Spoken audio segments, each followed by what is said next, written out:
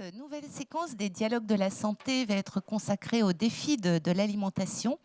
La nourriture industrielle est souvent jugée par les spécialistes trop grasse, trop sucrée, trop salée, trop pauvre en fruits et légumes frais. Donc c'est un véritable défi qui est face à nous, hein, puisque cette nourriture industrielle a une part de responsabilité dans l'apparition de certaines maladies, l'obésité, le diabète, voire certains cancers. Donc comment pouvons-nous agir? Quelle prévention serait la plus efficace? Pour répondre à ces questions, nous avons le grand plaisir d'accueillir Michel Portos, chef cuisinier 2 étoiles au Michelin. Prenez place. Bonjour, bienvenue à vous. Le docteur Guillaume Pourchet, membre de l'Académie nationale de chirurgie, responsable du centre de l'obésité du centre de l'Institut mutualiste Montsouris, administrateur en charge de la prévention au sein du groupe Pasteur Mutualité, et Madame Mathilde Touvier, donc directrice de recherche à l'INSERM, directrice de l'EREN et investigatrice principale de la cohorte Nutrinet Santé. Pour animer ces échanges, Anne Jean-Blanc, donc journaliste, responsable éditorial santé des Forums du Point. Merci Hélène, merci à vous d'être là. C'est effectivement ce dernier débat de cette journée très très riche sur la prévention et s'il est un domaine dans lequel les messages se suivent, se ressemblent parfois, sont pas toujours écoutés, c'est bien la nutrition. D'ailleurs la conséquence c'est quand même les chiffres d'obésité, de surpoids et d'obésité. Et d'ailleurs, c'est pour ça que je vous propose, Mathilde, si vous voulez bien commencer par nous faire un point, justement, un état des lieux un peu du surpoids, de l'obésité en France, ailleurs, et puis de l'évolution de ce problème qui, manifestement, ne cesse de croître. Oui, bonjour à tous. Donc, je suis ravie d'être ici. Effectivement, l'obésité, on peut vraiment parler de pandémie. En France, on a des chiffres. Alors, de l'étude d'Esteban 2015, de l'étude d'Obepi plus récemment, on est à peu près à un adulte sur deux qui est en surpoids ou en situation d'obésité. L'obésité, on est plus particulièrement autour de 17% pour la France. Chez les enfants, c'est à peu près 17% en surpoids ou obèses et 4% en situation d'obésité. Au niveau mondial, d'après les chiffres de l'OMS, on a à peu près triplé le nombre de personnes en situation d'obésité depuis 1975. On est dans une situation où finalement, il y a plus de personnes qui vivent dans des pays où le surpoids et l'obésité tuent plus que l'insuffisance pondérale. Ouais. Donc on a vraiment la malnutrition, c'est juste, voilà. Oui, les courbes sont inversées il y a quelques années, si j'ai bonne mémoire, d'obésité et de malnutrition. Oui, tout à fait. Alors, ça reste quand même des problèmes, évidemment, hein, la carence protéino-énergétique dans certains pays totalement majeure, mais c'est vrai qu'on a une transition nutritionnelle dans certains pays et ça devient maintenant majeur, y compris dans des pays du Sud. Et donc ça, c'est au niveau de l'OMS. Est-ce que en Europe, la France est placée comment par rapport aux autres pays dans le surpoids? Peut-être que c'est vous qui pouvez répondre. Enfin, l'un de vous, en tout cas. Oui, alors c'est vrai qu'en France, oui, on est plutôt protégé en fait. Il y a des résultats qui sont moins sévères que dans d'autres pays, mais la situation est alarmante, hein, comme on vient de le rappeler. C'est une pandémie mondiale. C'est probablement, alors c'est difficile d'expliquer un peu cette situation parce qu'on a des obésités. Là, on parle donc de résumé, c'est complexe. En tous les cas, je pense que, et moi c'est mon cheval de bataille, on en reparlera peut-être un petit peu après. C'est quand on passe un certain stade, on est véritablement dans une situation de maladie. Et de maladie, c'est pas une maladie de l'addiction ou du comportement, c'est une maladie très complexe. Et il faut absolument avoir changé notre regard sociétal sur cette maladie. Ce n'est pas une faute. Hein. Et donc ça c'est très important. On en reparlera longuement après, mais là, c'est plutôt l'évolution du surpoids globalement. Ça touche des gens de plus en plus jeunes. Chez les enfants, moi j'avais même la notion de 4-5%, donc ça a augmenté très rapidement, ça a doublé là, en une dizaine d'années, et donc c'est tout à fait alarmant. En Espagne, j'ai vu les chiffres là récemment, en France on est autour de 17%, 18% chez l'adulte d'obésité, donc c'est assez semblable, mais en Espagne, chez les enfants c'est 18% également, donc vous voyez, il y a vraiment une lame de fond qui est en train d'arriver autour de cette pathologie. Michel Portos, dans votre clientèle, est-ce que vous avez le sentiment que les gens sont de plus en plus gros? Juste un constat comme ça, hein. C'est pas scientifique. C'est compliqué de parler des clients de la sorte. Non mais... Toujours est-il qu'en fonction des clientèles, il est clair que d'abord il y a il y a tout type de cuisine. Hein. La cuisine dont on parle, en fait, de celle pour laquelle j'ai travaillé et œuvré pendant des années, celle des étoiles Michelin est une cuisine élitiste. Oui, donc là, il y a moins de... Où depuis des années, je pense que les chefs font attention à ce qu'ils font, à la façon dont ils fabriquent, à la façon dont ils cuisinent. On le voit déjà sur les chefs eux-mêmes. Hein. Je pense que leur taille fait que... D'ailleurs, vous faites attention, Elle non a un peu diminué. Alors, je ne fais pas attention du tout, moi. Moi, j'ai une morphologie peut-être qui aide aussi, mais je me prive de rien. À côté de ça, il est clair que parmi nos clients, on voit de plus en plus des jeunes ou des moins jeunes avoir un peu d'embonpoint, et plus que d'embonpoint, quoi. C'est un vrai constat. Oui. Alors, on va parler en première partie, on en avait décidé ensemble, de l'obésité maladie.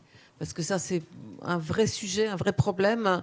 On a des idées qui ne sont pas toujours très justes sur le sujet.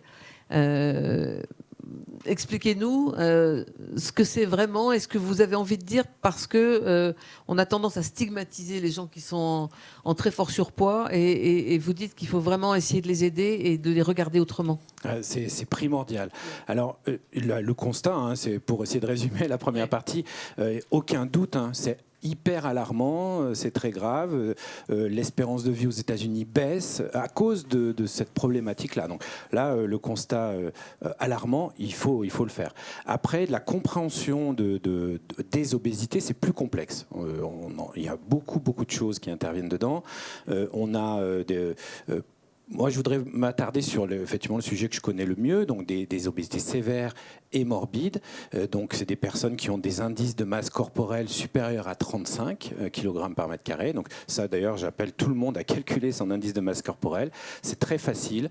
C'est pas pour vous faire peur, mais c'est un outil de dépistage fantastique qu'on n'utilise pas assez, et les médecins le font pas assez, parce que quand on passe ces stades d'obésité, voilà, il faut pas rester seul. C'est une vraie maladie. Et on le voit dans nos sociétés, on a cette vision trop...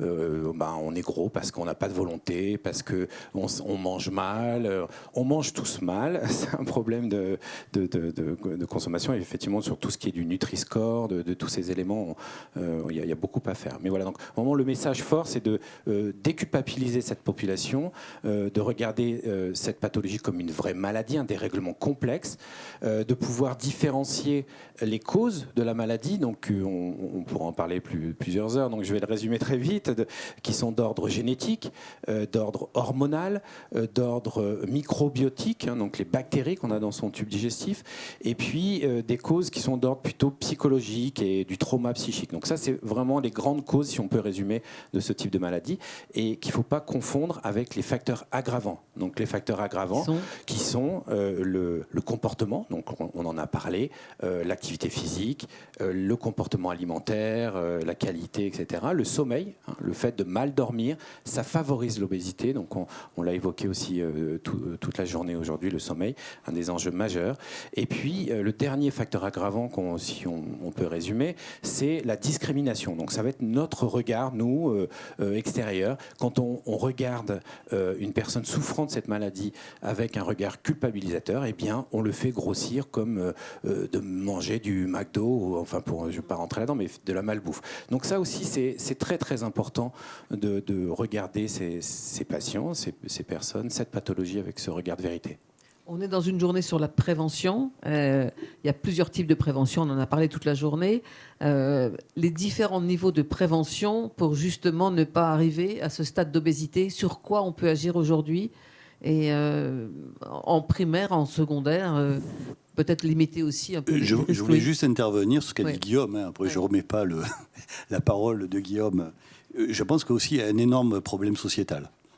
Je pense que la plupart des gens que l'on voit en état d'obésité morbide, ou je ne sais pas comment tu les appelles, Guillaume, mais je pense que... Bon, moi, je suis dans une ville qui est Marseille, tout le monde sait, et je côtoie beaucoup les jeunes dans les quartiers nord. Je vois beaucoup plus de problèmes d'obésité dans les quartiers nord de Marseille plutôt que dans le 8e. Donc je pense que là aussi, il y a un véritable enjeu par rapport à ces jeunes qui, en fait, passent leur temps devant la télévision, à bouffer des chips, à boire des sodas. Et alors, c'est pas qu'une image, hein. Je pense que c'est aussi le reflet d'une société. Il va vous dire qu'il n'est pas d'accord, mais Mathilde, vous voulez ajouter quelque chose au passage? Plein de choses, mais je vais essayer de...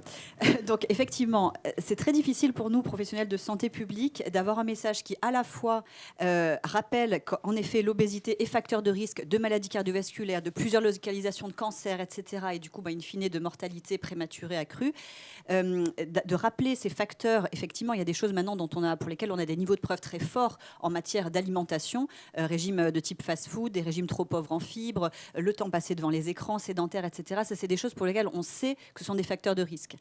Et en même temps, on parle de maladies qui sont par essence multifactorielles. Et donc, c'est exactement, c'est-à-dire de culpabiliser les personnes en leur disant il faut bien manger de l'activité physique et ça résoudra votre problème. C'est complètement faux sur une pathologie comme l'obésité.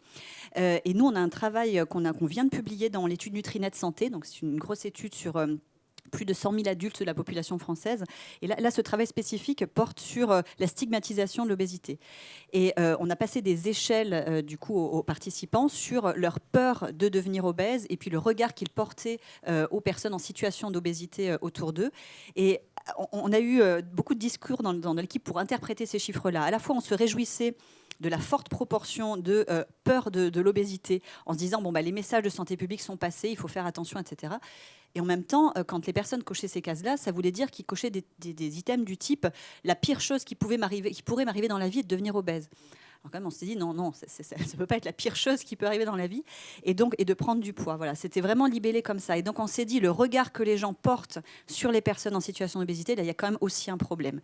Et donc d'avoir un discours à la fois de prévention sans culpabilisation, sans culpabilité, c'est vraiment quelque chose on est sur une corde raide un petit peu difficile. Parce qu'il y a la génétique. Alors, exactement. Donc, effectivement, pour répondre à Michel, qui a une approche observationnelle, d'homme de bon sens, c'est vrai, mais en fait, il y a des éléments statistiques aussi qui relient l'obésité aux situations sociales plus difficiles. Mais le problème, il est très certainement, alors moi, je n'ai pas de preuves scientifiques à te proposer, mais le regard de soignants et un certain nombre d'études qui sont en train d'avancer, c'est qu'il y a un problème beaucoup plus complexe qui est probablement relié à ce qu'on appelle l'épigénétisme. Donc ça, c'est une des grandes découvertes de la médecine moderne avec le microbiote. En quelques mots. Ouais, en quelques mots, c'est-à-dire que sur un gène, on a des marqueurs, des marque-pages. Il faut imaginer le gène comme un livre et on a des petits marque-pages dans ce gène qui font que quand vos enfants vont rentrer dans le livre, ils ne vont pas lire le livre en entier, mais ils vont lire juste la séquence qui vous a servi, vous. Donc c'est assez passionnant parce qu'on peut transmettre de l'acquis, des compétences que tu vas acquérir en tant que chef sur la précision de la découpe, de la julienne. On a fait des ateliers ensemble, c'est pour ça que j'évoque ça. Eh bien, si ta progéniture va ouvrir le livre, donc s'intéresse à ce sujet-là, elle va certainement aller beaucoup plus vite qu'un autre. Donc ça, c'est assez passionnant et ça intervient dans la maladie obésité.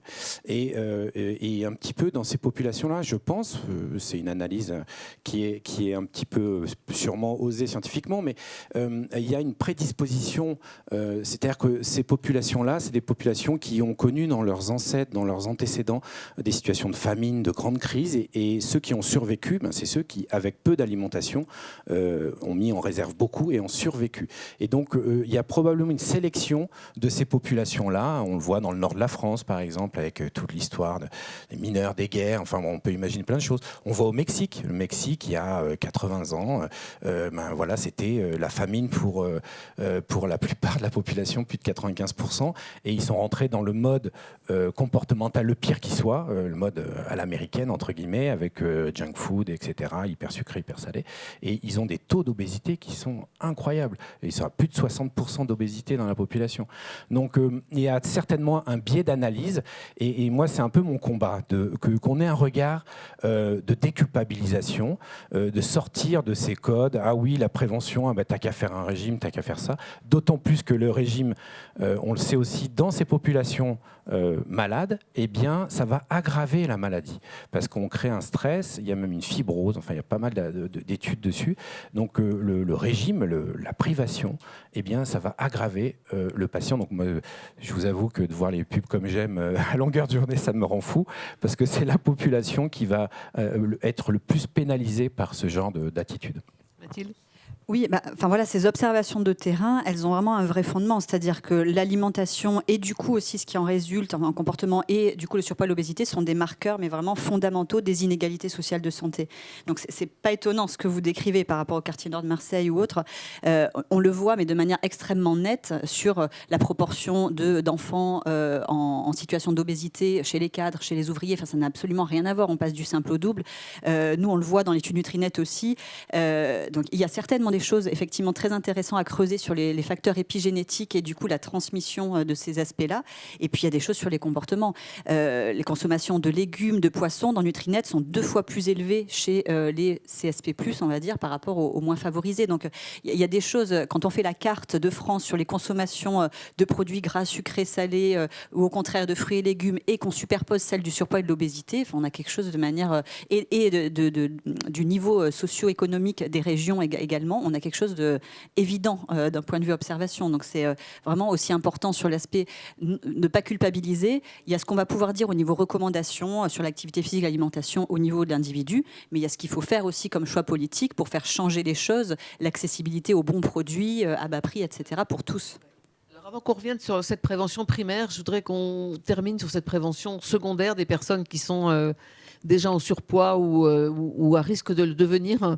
On est dans une journée sur la prévention.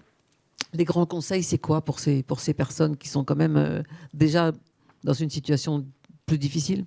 Alors, le premier conseil, je l'ai déjà évoqué, c'est calculer son IMC. C'est-à-dire que de faire le dépistage d'un problème grave qui va être responsable de cancer, de maladie.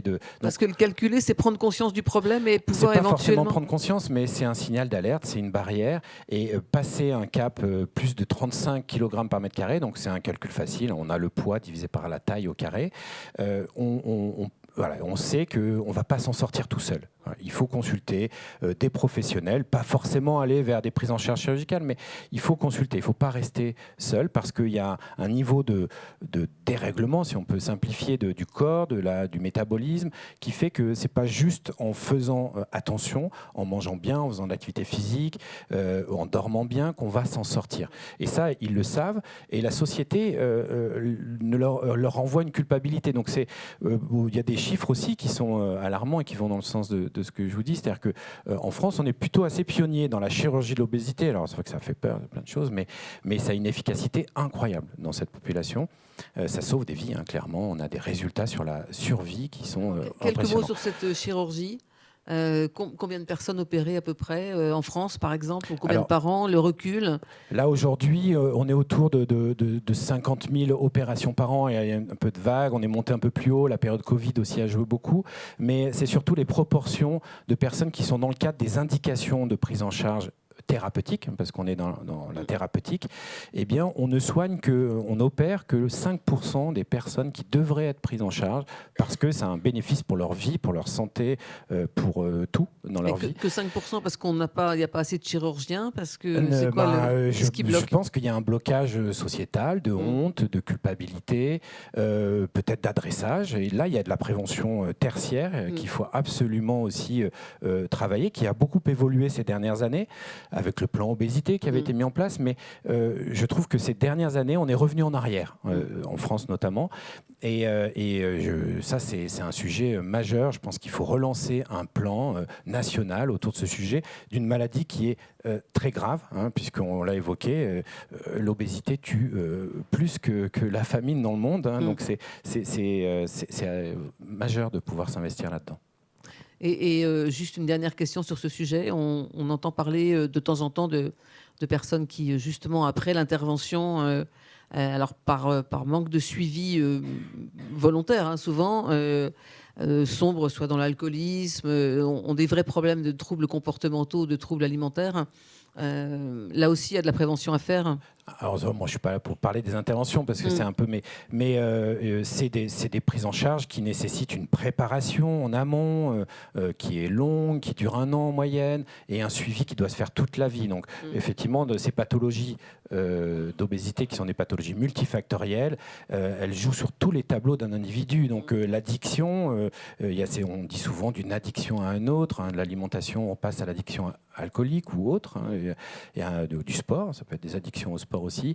Donc ça, c'est une prise en charge multidisciplinaire qui doit se faire et qui se fait relativement bien quand même en France. On est très contrôlé au niveau de ces pratiques-là, même s'il y en a toujours beaucoup à faire. Il y a eu des rapports de l'IGAS qui alertaient parce que seulement un patient sur 2 opérés était suivi à 2 ans post-opératoire. Donc ça, c'est effectivement, il y a beaucoup à faire là-dessus aussi. Alors maintenant, on va revenir quand même à notre sujet qui est la prévention primaire. Le plan national de nutrition santé, c'est de moins en moins suivi. C'est ça qui explique en partie l'augmentation de poids moyen de la population française, Mathilde ?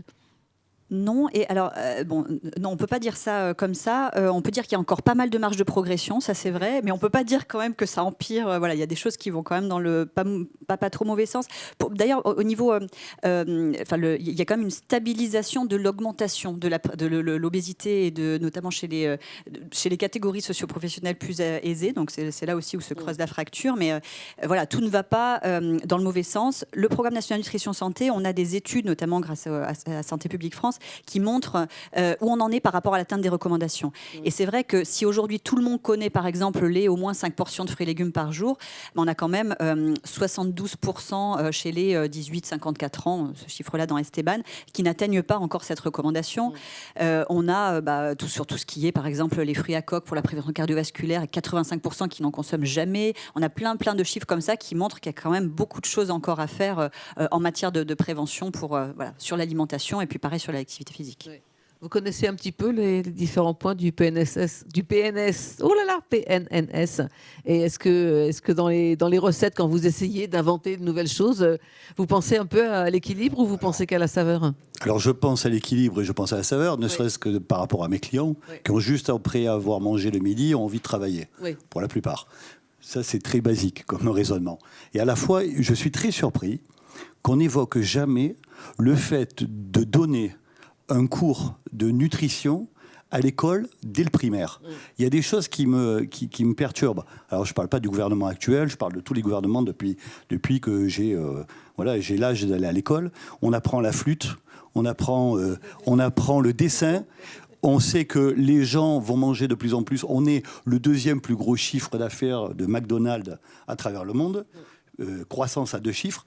Mais on n'est pas foutu d'installer un cours pour lequel on pourrait, je dirais à partir du primaire, dire aux jeunes une fois par semaine, mangez tel type de légumes, faites telle activité, que ça puisse rentrer petit à petit dans la tête. Je trouve qu'il y a un côté comme ça un peu surréaliste. Voilà. Et ça ne demande pas grand-chose. Ça demande juste que l'instituteur ou que le professeur puisse parler. Moi, j'ai fait une intervention, comme je vous l'ai dit, quand on s'est parlé, j'ai fait une intervention à Taïwan. À Taïwan, on m'a téléphoné pour me dire « Chef, on voudrait que vous puissiez donner un cours de cuisine pour des étudiants en fac. » Et ils faisaient venir régulièrement des chefs pour venir leur donner, ne serait-ce que pendant 2-3 jours, quelques notions de cuisine, quelques notions de la cuisson des produits, de notre savoir-faire. Mais on ne fait pas, en tout cas, à mon avis, le b.a.-ba à l'école et dans nos écoles françaises, en tout cas. Oui. Oui, je parle de vécu parce que j'ai des enfants, donc je suis un petit peu là les programmes. Je pense qu'il doit y avoir des choses obligatoires parce que je le vois au programme. Par contre, à plusieurs reprises, j'ai remarqué des choses où j'ai corrigé la copie de l'enseignant en disant non, on n'en est plus là. Par exemple, mon fils qui avait des choses avec marqué pour l'énergie une barre de céréales. Donc il y avait une photo avec une barre de céréales, donc le truc plein de sucre et d'additifs, voilà. Et puis il est toujours une viande par jour, etc. J'ai vu ça encore l'année dernière dans les cahiers. Donc, le truc, c'est que là, les enseignants, certains sont vraiment à la pointe parce qu'ils s'intéressent au truc. Il faudrait que dans leur formation obligatoire, il y ait des cours vraiment de bon niveau sur les bases du programme national de nutrition santé, que eux puissent transmettre les connaissances à la pointe dans ce domaine-là. Mais c'est vraiment important puisque les enfants après sont prescripteurs au niveau des foyers sur l'alimentation. Il faut en faire un cours. Pas simplement parler de la barre de céréales. Je pense qu'il faut l'imposer à raison d'1 heure par semaine, que ça puisse petit à petit. Si on le prend dès le plus jeune âge, l'enfant, il n'est pas idiot. Au bout de quelques années, il va imprégner. Au même titre qu'il imprègne le M de McDo ou qu'il imprègne la barre de céréales. Mais là, j'ai été appelé il y a quelques mois de ça, même pas, il y a 1 ou 2 mois, par la mairie de Marseille, qui me dit Monsieur Portos, on aimerait bien faire plus au niveau des écoles. Mais au niveau des écoles, c'est je ne sais pas combien d'élèves par jour à qui il faut faire à manger. Donc, de quelle façon Sodexo peut du jour au lendemain donner des produits bio, des produits éco-responsables, des produits qui vont faire que ça va participer à l'équilibre général.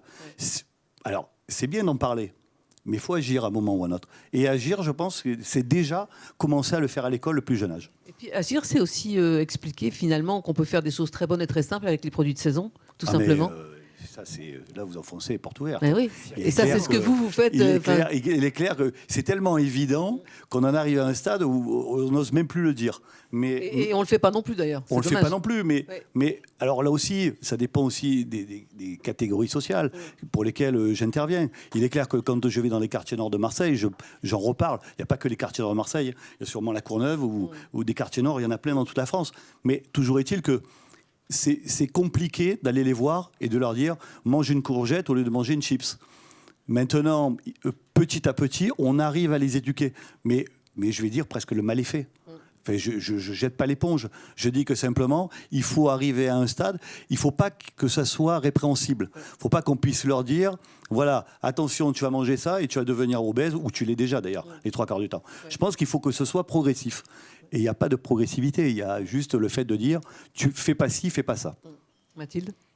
Voilà, encore une fois, ce qui est éducation des individus, ce qui va être aussi, voilà, que ce soit à l'école ou par des initiatives comme celle-ci, les recommandations qu'on diffuse, les messages mangerbouger.fr, etc. Tout ça, on agit au niveau de l'individu et c'est super et c'est absolument nécessaire. Mais après, si derrière, les jeunes justement sortent et puis qu'ils ont à tous les coins de rue des distributeurs de barres chocolatées, de tout ça, si la norme sociale, c'est les tacos matin, midi et soir, etc., on ne peut pas demander aux gens de faire les bons choix si on les met dans un environnement qui est plein de produits gras, sucrés, salés. Donc, il y a des choix politiques aussi à faire pour permettre cette accessibilité, pour réguler le marketing envers les enfants, etc. Santé publique France a rendu un rapport récemment édifiant sur le Nutri-Score des produits auxquels étaient exposés les enfants dans la pub. Parce que la pub pour les dessins animés pour enfants est un peu régulée, mais maintenant, les enfants regardent les réseaux, ils regardent Internet, ils regardent... Et ça, pour le coup, ils sont exposés à une grande majorité de produits de très mauvaise qualité nutritionnelle. Donc, de réguler ça, de mettre le Nutri-Score dans les publicités, etc. Voilà, c'est des choses qui vont agir de manière un peu plus structurelle et pas seulement en disant aux gens manger des courgettes au lieu des chips. Parce que... Hélène, on a une question d'internaute. Oui, nous en avons pas mal même. Donc, la publicité sur la consommation d'alcool est contrôlée. Réguler la publicité sur les régimes n'est-il pas un moyen de prévenir le développement de l'obésité ? Guillaume Brochet, peut-être, vous avez abordé après, le c'est vrai que sujet. ça a été évoqué, mais c'est ce qu'on disait ce matin, c'est-à-dire que la prévention, elle doit intervenir à tous les niveaux, dans la sphère publique et dans la sphère privée. Donc, on le martèle depuis ce matin. Je pense qu'il y a plein d'outils. Après, il faut on l'a fait pour la publicité de l'alcool, du tabac. On a changé des comportements. On l'a évoqué ce matin. Voilà, on fumait dans les avions et aujourd'hui, ça paraît incroyable. Donc, c'est pas impossible de modifier le comportement qui est relié à un facteur de risque. Là, c'est plutôt la publicité. Vous disiez que quand vous entendiez régimes, certaines pubs, ça vous rendait malade. Après, voilà, moi, ça me désole parce que c'est un cas particulier, mais parce que les personnes qui vont se faire séduire par cette stratégie-là, c'est les personnes les plus en difficulté, avec des niveaux socio-économiques. C'est toutes ces personnes à qui on propose de leur apporter tous leurs plats tous les jours, équilibrés, calibrés, c'est ça ? Tout à fait. Et puis il y en a plein d'autres. J'ai cité ça, c'était pas du tout pour cibler, mais donc c'est vrai que c'est changer un regard pour ne pas résumer le bien-être ou la bonne attitude alimentaire à un régime, à une restriction, à une injonction. Donc c'est ce que vous évoquiez Mathilde, c'est-à-dire voilà, de sortir de ces codes culpabilisants. Ça, c'est aussi un élément très important. Alors, une autre question. Dans l'organisation de la santé de ville, qui est en charge de mettre en pratique et de suivre les programmes de prévention primaire du surpoids et de l'obésité ? Voilà une question qu'elle est bonne. Moi, je ne suis pas du tout spécialiste de ces aspects-là, mais c'est vrai qu'on évoquait tout à l'heure, par exemple, les repas dans les cantines scolaires, etc. Il y a des choses qui sont normées, il y a des commissions qui se réunissent pour essayer voilà, que les menus soient bons, etc. Mais de ce que je vois là aussi de mes enfants, je pense qu'il y a encore beaucoup de choses à faire. Alors, non seulement pour respecter les aspects PNNS et tout, mais aussi, là, je pense, du côté goût et appétence. Parce que si on leur met, pour cocher la case, des légumes, mais que c'est absolument dégoûtant et que personne ne les mange, et que ça reste sur le plateau. Donc voilà, il y a plein de choses à faire, notamment à ce niveau-là, pour améliorer les choses au niveau politique de la ville et puis dans les hôpitaux que dans les écoles, qu'en prison. Enfin, bon, il y a tout un aspect à revoir et à essayer de s'intéresser. Mais après, je pense que souvent, ça tient à l'humain. Pour l'avoir vécu et avoir participé à des fabrications de repas, je dirais, dans ces 3 endroits où on brasse beaucoup de monde, hein. Je parle des hôpitaux.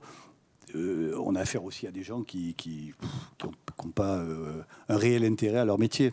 Donc là aussi, ça devient encore plus compliqué. Même s'il y a des nutritionnistes, même s'il y a des médecins, même si après, il y a aussi un problème de budget. Moi, je vois bien, pour les hôpitaux de Marseille, je vais parler de la ville que je connais le mieux, à chaque fois j'en parle, mais pour les hôpitaux de Marseille, c'est 21 000 repas tous les jours. 21 000 repas, il faut voir quel budget ils ont pour pouvoir nourrir pour faire ces 21 000 plateaux. Mais voilà, c'est un énorme travail de fond. Il faut rien lâcher et continuer à se battre. Mais j'ai l'impression que c'est une goutte d'eau dans l'océan. Quand vous parliez de limiter l'accès aux bars de céréales par la publicité ou quoi, j'y crois qu'à moitié. Sincèrement, j'y crois à moitié. Je ne dis pas qu'il ne faut pas le faire. J'y crois à moitié parce que je pense que après, on n'est plus un pays de liberté. Alors, on ferme les écoutilles des barres de céréales. La prochaine fois, ça va être du beurre, des laitages, de tout un tas de choses qui va faire que l'excès en tout, et on le voit bien pour les cigarettes, le paquet est à 10 €. Les gens ont toujours autant fumé. Il y a des photos. Ouais, mais bon, il y a des photos. Mais c'est 10 €. C'est juste la barre des 10 € qui fait baisser. Pendant ce temps, il vapote. On a mis des photos, ça n'a pas marché. Les photos sur les paquets. Moi, j'ai jamais vu des gens me dire j'ai arrêté de fumer parce que j'ai vu une photo sur un paquet. Je pense qu'il y a un vrai travail de fond. Et je pense que ce travail de fond, pour le moment, on survole un peu le sujet. Mathilde. Oui, deux aspects. Enfin, déjà, voilà, le budget, quand on parle du budget des repas dans les hôpitaux, dans les cantines, etc., ça, c'est des choix purement politiques, hein. C'est-à-dire, qu'est-ce qu'on a envie que nos enfants mangent des bons produits qui vont prévenir l'obésité, les maladies qu'ils auront plus tard, etc. Et du coup, est-ce qu'on met les moyens pour qu'ils aient une alimentation préventive? Donc, c'est vraiment des choix politiques. Et après, sur les mesures, alors, c'est sûr que c'est extrêmement compliqué. Quelles mesures vont être efficaces pour réduire tabagisme, alcool voilà. Après, il y a des choses quand même qui marchent, hein. Par exemple, la régulation du marketing, de la publicité ou la régulation de la politique de prix. Il y a par exemple, en ce moment en France, il y a une taxe sur les boissons sucrées depuis 2012. Depuis 2018, elle est même indexée sur le taux de sucre dans les boissons. Et ça aide quand même à réduire les consommations. Et il y a des pays, par exemple au Mexique, où les problèmes d'obésité sont très importants, boissons sucrées, c'est explosif. Ils ont vraiment montré des travaux donc ils ont réutilisé notamment les bénéfices de cette taxe pour mettre des fontaines à eau dans les écoles, etc. Et on voit des chiffres vraiment importants de réduction des consommations de boissons sucrées, etc. Donc il y a quand même des choses qui servent, même si c'est une accumulation de mesures positives qui vont avoir un impact in fine. Vous parlez de boissons sucrées, je voudrais qu'on parle d'édulcorants. On en est où? On a tout entendu et son contraire. Dangereux, pas dangereux, favorise l'obésité, donne le goût du sucre, empêche justement de manger trop de sucre. Je voudrais bien savoir un peu ce que vous en pensez aujourd'hui. Je suis désolée, mais je pense que je vais faire durer le suspense parce que du coup, là notamment, il y a en cours une monographie, donc c'est une expertise collective au niveau du Centre national de recherche contre le cancer de l'OMS, portant sur l'aspartame et sur son potentiel effet carcinogène, donc qui est en ce moment à l'étude. Donc c'est vrai qu'on ne peut pas là rendre un verdict en attendant cette monographie. Il y a L'OMS a rendu un rapport l'année dernière montrant des méta-analyses, donc c'est des résumés de toutes les études sur ce sujet-là, qui tendraient à suggérer que les boissons édulcorées, notamment, seraient associées à un risque accru potentiellement de diabète, de maladies cardiovasculaires, de cancer. Nous, dans l'étude Nutrinet Santé, pour la première fois, on a réussi à quantifier l'exposition à toutes les sources d'édulcorants, les boissons sucrées, les édulcorants sur la table, les yaourts édulcorés, etc. Et on a observé effectivement une association avec diabète, maladies cardiovasculaires et cancer, qu'on a publié. Maintenant, ça reste comme toujours en épidémiologie, des résultats qui doivent être confirmés dans d'autres populations. Donc il y a aussi des mécanismes, notamment au niveau microbiote intestinal, pas mal d'études ces dernières années qui montrent des perturbations. Donc il semblerait qu'il y ait des preuves qui s'accumulent, mais on n'est pas encore à un niveau de preuve. Voilà, on est encore en train de chercher. Docteur? Oui, bah c'est un vrai problème parce qu'on a vendu ça comme un remède miracle, le méchant sucre. Donc, on se rend compte qu'il y a beaucoup de choses. C'est aussi un élément qui est addictif, plus que le sucre. Il y a une addiction à l'édulcorant, donc des consommations qui semblent aussi très importantes avec ces produits-là. Donc, nous, on est très, très frileux et j'ai tendance à donner comme conseil à mes patients, il vaut mieux un peu de vrai sucre que du faux sucre. L'édulcorant a-t-il sa place dans la grande cuisine? Pas du tout. Merci, au moins avec de s'éclair. Comme ça. Hélène? Nous, on tergiverse, mais Oui, voilà. alors- Non, on va parler de... On utilise du sucre, on peut, et chez certains le font, utiliser des édulcorants. Maintenant, la diminution de sucre dans les recettes, aussi bien sucrées que salées, a diminué lourdement. Si on reprend le livre d'Escoffier, qui est notre maître à tous en termes de cuisine, je parle de ça il y a à peu près 60-70 ans, quand on faisait une crème anglaise, on mettait 500 grammes de sucre au litre de crème anglaise. Ça, c'est la recette Escoffier. Actuellement, on est à 180 ou à 200 grammes. Donc ça se fait naturellement, parce que les gens ont de moins en moins envie de manger une crème anglaise, une crème pâtissière très sucrée. Mais je pense que naturellement, on peut trouver aussi du sucre, ou en tout cas des produits alternatifs qui ne sont pas les édulcorants, parce qu'on a besoin, je dirais, dans la gastronomie, ou en tout cas dans la cuisine de tous les jours, moi je préfère pas utiliser d'édulcorants. Voilà, pour la simple et bonne raison que si je bois certaines boissons sucrées, je sais qu'il y a du sucre. Je ne vais pas aller chercher une alternative pour laquelle je ne sais pas à quoi ça sert l'édulcorant. Il y a une question Alors, sur le sujet? oui. Enfin, nous avons pas mal de réactions. Je vous propose de vous en livrer 3. Vous réagirez en fonction des sujets. Donc, je suis tout à fait d'accord avec Michel Portos pour l'éducation des enfants, mais on oublie que les parents ont aussi un rôle important. Manger comme habituellement il y a quelques années serait déjà un bon début, il me semble. Voilà. C'est un manque d'éducation depuis des générations. C'est-à-dire que les parents n'ont pas été éduqués et on se retrouve avec des enfants qui suivent la lignée de ce que a dit tout à l'heure Guillaume. C'est le poids de l'histoire d'une famille ou en tout cas d'une région ou d'un quartier quand on en parlait tout à l'heure. Dans quelle mesure la France est-elle encore protégée de l'obésité? J'imagine par rapport à d'autres pays. Mathilde? Voilà, enfin, on est dans une situation un petit peu intermédiaire, voilà, où effectivement, par rapport aux États-Unis, on a des chiffres quand même qui sont nettement plus favorables, par rapport à certains pays européens aussi. Par contre, au niveau mondial, il me semble, d'après les chiffres de l'OMS, qu'on est plus autour de 13% de personnes en situation d'obésité, bon, 17% en France. Donc voilà, on est dans une situation où on peut mieux faire et on n'est pas les pires.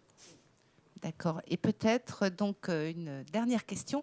Le surpoids et l'obésité étant la porte d'entrée des maladies chroniques et de leur lourd fardeau socio-sanitaire, ALD 30, 31 et 32, ne faudrait-il pas avoir une vraie politique de prévention primaire? Je pense que ce sera notre dernier sujet, celui-là. On va finir sur cette prévention primaire. Voilà. Moi, avant, j'avais 2-3 questions à vous poser sur les aliments ultra transformés qui sont une plaie, non Qu'est-ce que vous en pensez? Je vais répondre comme Michel, il n'en faut pas. Il faut éliminer ces aliments, on le sait bien, avec des perturbateurs endocriniens. Donc c'est des situations, aller vers le bien manger, la qualité, enfin on le répète tout le temps, le plan de nutrition, le martèle. Donc c'est vraiment tout à jeter. Vous avez des études sur les aliments ultra transformés avec Oui, du coup, on a commencé nous à s'intéresser à ça depuis 2018 et à publier, toujours dans l'étude Nutrinet Santé, sur plus de 170 000 adultes, des études qui montrent que quand la part de ces aliments-là, donc les aliments ultra transformés sont des aliments qui soit ont subi d'importants procédés de transformation chimique. Le plus grand exemple, biologique. C'est quoi, par exemple Pour vous, voilà, il y en a vraiment beaucoup. Non, mais par exemple, un soda light, voilà, ou même un soda pas light, c'en est un.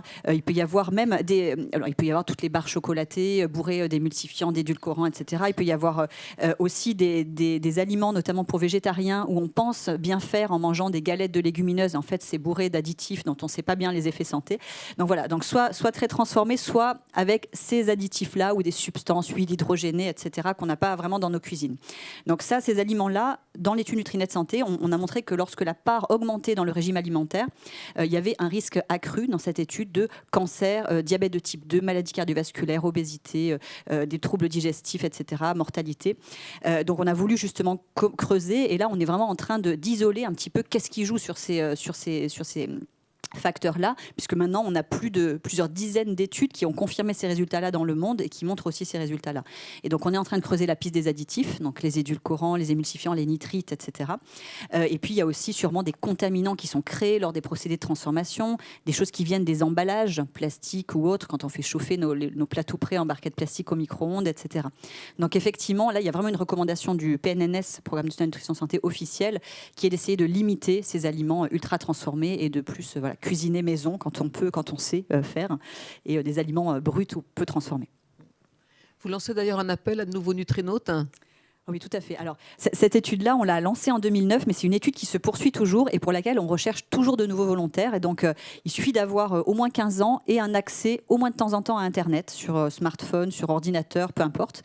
Et c'est vraiment une recherche publique, donc financée uniquement par le public, et qui fait progresser les relations nutrition-santé. Donc, sur les additifs, sur les pesticides, sur les aliments, l'activité physique aussi, sur tout ça en lien avec les maladies chroniques. Et donc, il suffit de se connecter sur www.études-nutrinet-santé.fr et vous laissez guider. Et donc là, vous aidez vraiment la recherche publique en nutrition santé.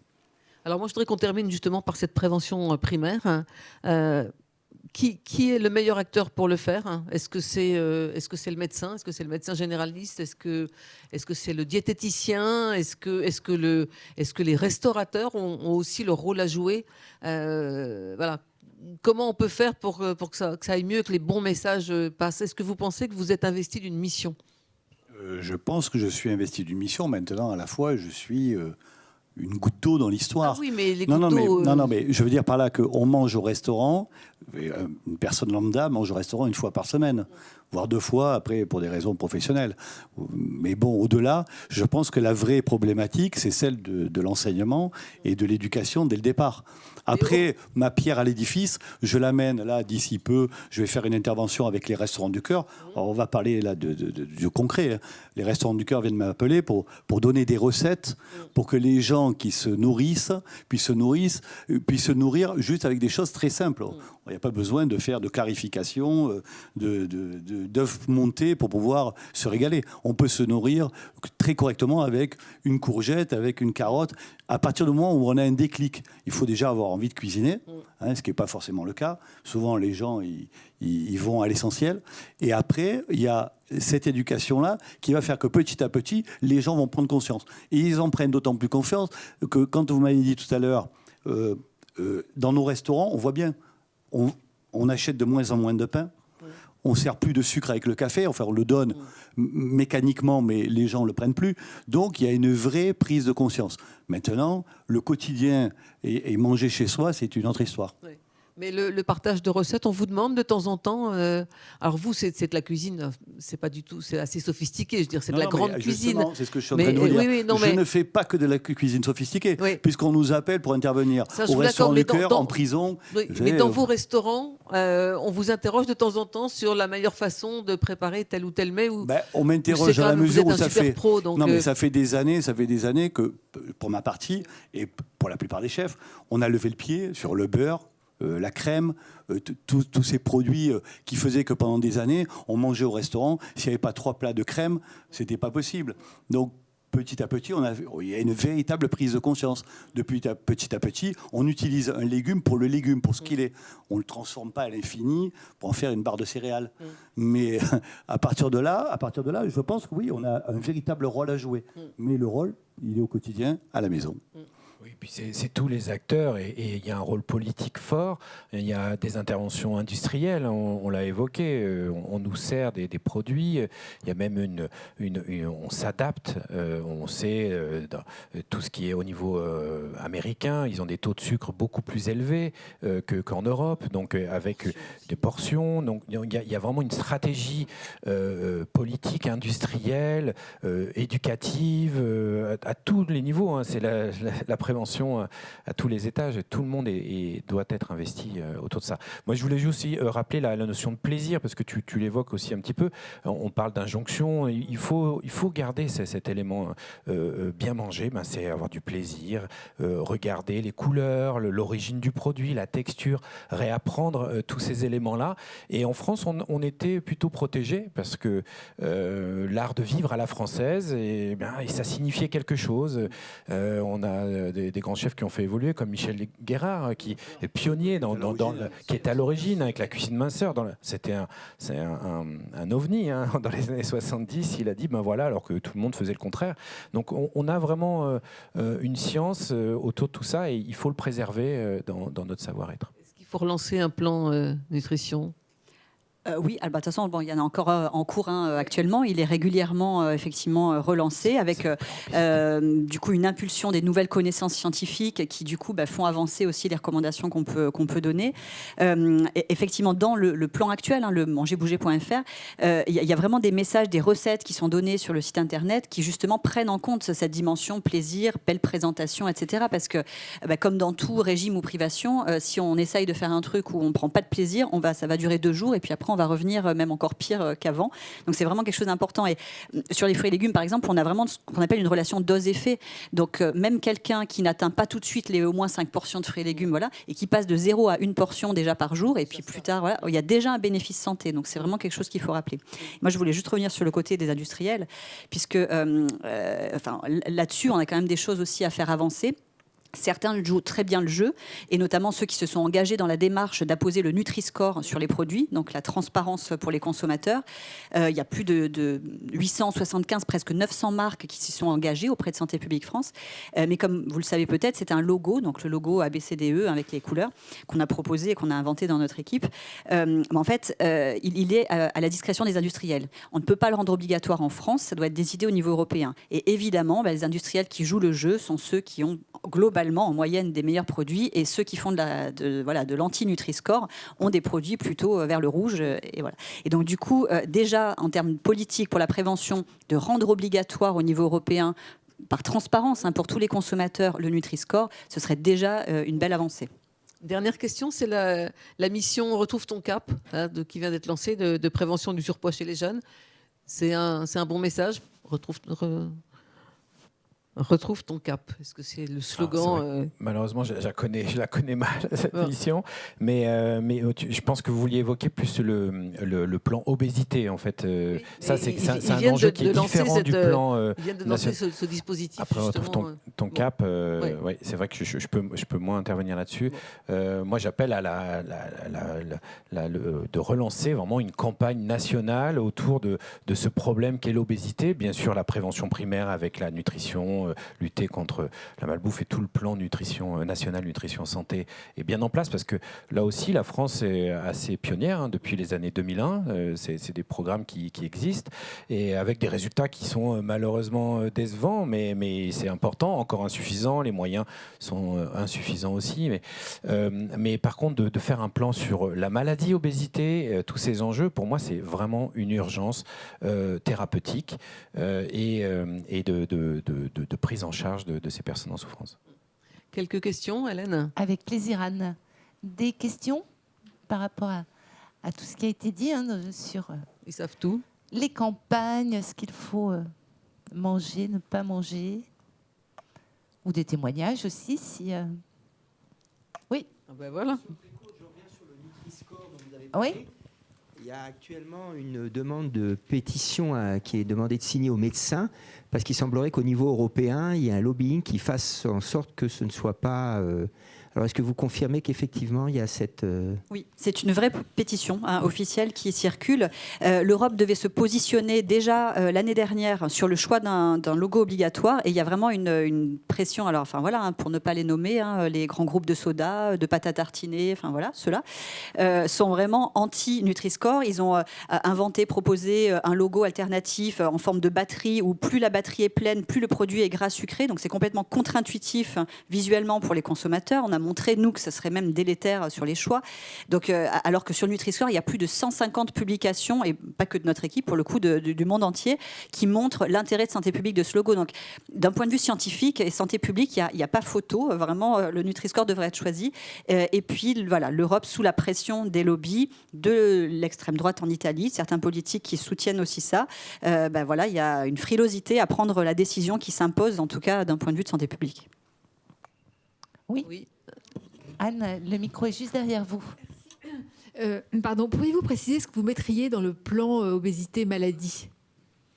Après, c'est des choses qui sont à construire. Moi, je vois très bien 5 actions rapides contre cette maladie. Donc, de pouvoir simplifier la prise en charge, le remboursement des vitamines, quand on est pris en charge chirurgicalement, la prise en charge psychologique, diététique. Donc, il y a un certain nombre d'actions. Il y a également un point qu'on n'a pas abordé, mais c'est la reconnaissance de l'obésité pour certains stades en tant que maladie, et d'affecter de parler d'ALD, donc d'affection longue durée. Ça, c'est un élément très important. C'est pas le cas. L'obésité n'a pas d'ALD. L'hypertension a une ALD. Et ça, c'est vraiment un élément d'ordre administratif qui est très important, parce qu'on la reconnaîtra comme telle. Et derrière, on doit pouvoir déployer des prises en charge sur le remboursement, je vous l'ai dit, notamment des vitamines, de la diététique, de la psychologie, etc. Oui, nous avons une question au deuxième rang. Oui. Guillaume, c'est quoi la chirurgie exactement aujourd'hui? Parce qu'on est resté sur cette histoire d'anneau.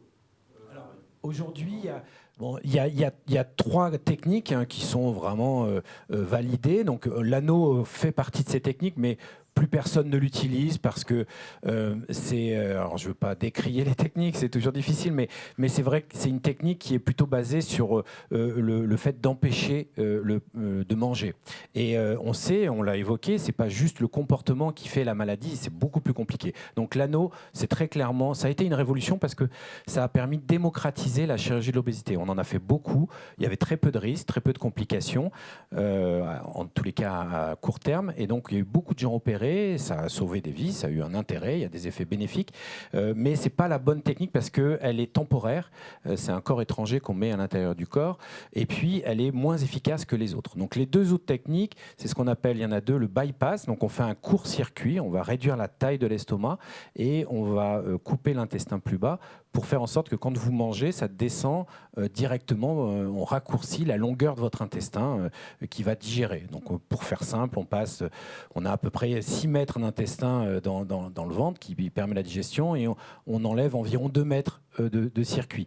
Donc ça, c'est une opération agressive d'un point de vue physiologique. Il y a des carences qui sont possibles, mais c'est des opérations qui fonctionnent bien et qui sont quand même bien réglées. Et puis la 3e technique, c'est ce qu'on appelle la sleeve. Donc c'est une technique où on va réduire la taille de l'estomac, on le transforme en un tube et on enlève, parce que vous savez, l'estomac c'est un peu comme une poche, et on va enlever tout le reste de la poche. Et ça, c'est une opération qui est assez nouvelle, qui a une vingtaine d'années, dans les années 2000.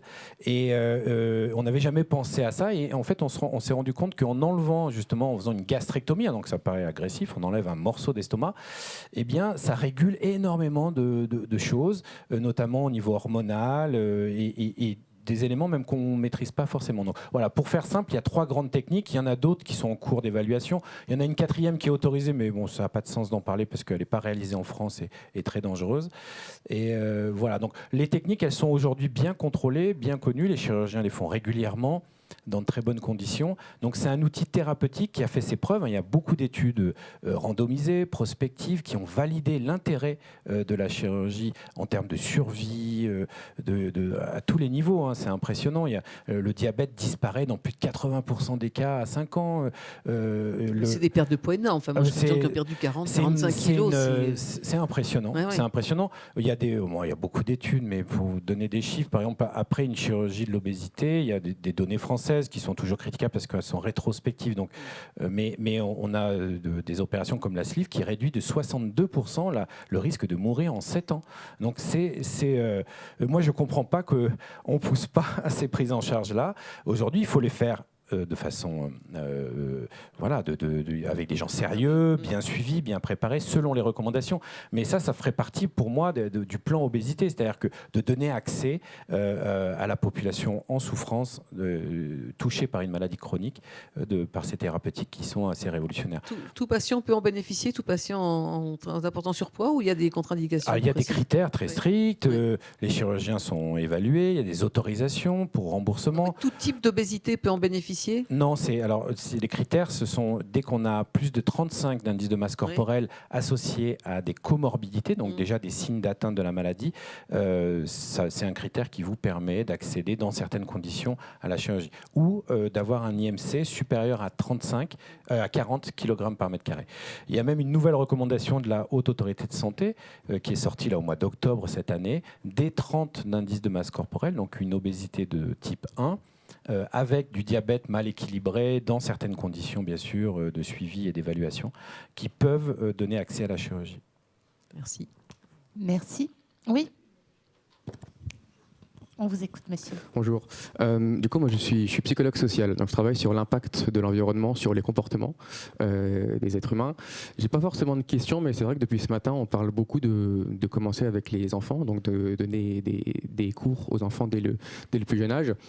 Je me permets d'apporter un petit complément. En fait, il y a une étude qui fait un peu référence en la matière aux États-Unis. Ils ont travaillé sur le tabac.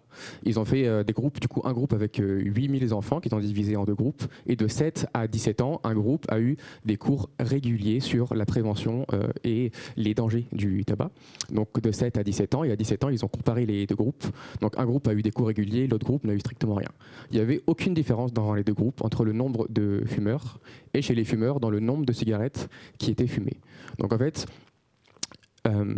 donner des cours, c'est un peu ce qu'appellent les psychologues entre la différence de la sphère des connaissances et la sphère des comportements, qui parfois ne sont pas forcément liés. Donc donner des cours, c'est très bien, mais parfois c'est pas suffisant, et pas que. Et je rebondis juste parce que ce matin, il y a eu un truc très intéressant dit par François Bec de Santé publique France, qui disait qu'il travaillait justement sur la prévention du sevrage tabagique et qu'il travaillait, eux, sur la montée en compétences psychosociales des enfants, donc l'estime de soi, la confiance, et justement pour être plus à même de dire non lorsque, à l'adolescence, on se trouve souvent confronté justement au tabac. Voilà, c'était juste un petit complément. Merci. Merci. Alors j'ai aussi voyez, un message surprenant, pas tant que ça, mais en le lisant, le message commence par confinement, télétravail et maintenant retraite. Je me suis dit, ce monsieur va nous dire qu'il a pris du poids, et pas du tout. J'ai repris plaisir à cuisiner des produits frais et de saison. Avant, avec le travail, je mangeais hors de chez moi et pas toujours correctement. Voilà, bravo. C'est vrai que commentaire. Oui. Nous, justement, dans Nutrinet Santé, on s'est intéressé dès le début du confinement. On a posé des questionnaires sur l'alimentation, l'activité physique. Puis comme on a le suivi sur ce qu'ils faisaient avant, on a vraiment pu voir des variations. Et c'est vrai que dans la presse, à ce moment-là, on a beaucoup vu tout le monde a pris du poids, tout est dramatique. Voilà. Et en fait, nous, on a vraiment vu des clusters de population, des groupes de population qui évoluent de manière complètement différente. Donc il y a ceux qui, en effet, alors se retrouvaient à la maison, ne pouvaient pas faire le sport qu'ils faisaient d'habitude, puis s'ennuyaient, puis étaient stressés, puis grignotaient, etc., et qui ont pris du poids.